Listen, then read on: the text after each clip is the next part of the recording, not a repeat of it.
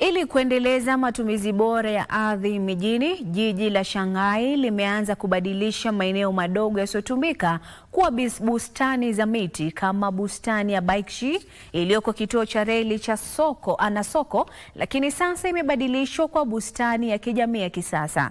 Zakia Peng na taarifa kamili.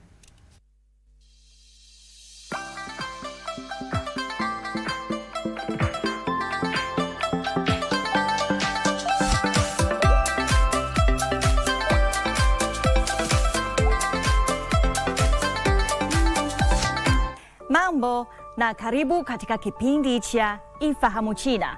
Mimi ni Zakia Peng. Katika juhudi zake za kutumia vizuri maeneo madogo mijini, Shanghai inageuza maeneo madogo yasiyotumika kuwa maeneo ya kijani kwa wakazi.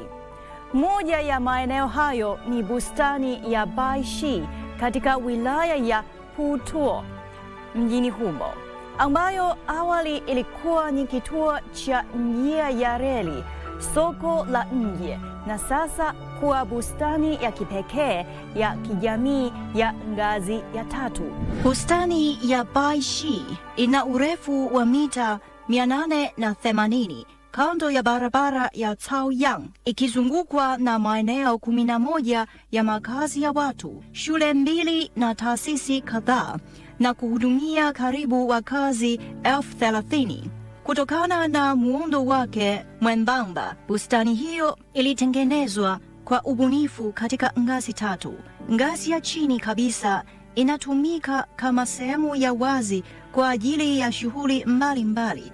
Ngazi inayofuata ina viwanja vya mpira wa kikapu na eneo la mapumziko, huku ngazi ya juu ikiwa na njia za kutembea kwa watembea kwa miguu.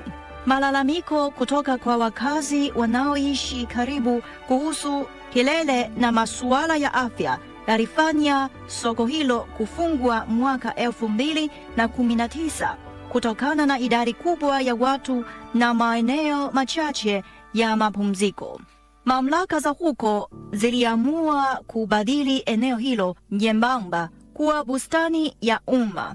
Ili kutekeleza mradi huo, wilaya ndogo ilihusisha timu ya mipango ya huko kutengeneza bustani hiyo kuendana na mahitaji ya wakazi. Ngazi ya chini iliinuliwa kwa mita 1.4 ili kutoa nafasi zaidi kwa eneo la maonyesho la chini, huku eneo la watembea kwa miguu la juu likibuniwa kudumu chini ya urefu wa nyumba za ghorofa ya pili ili kupunguza maingiliano na wakazi wa maeneo ya jirani.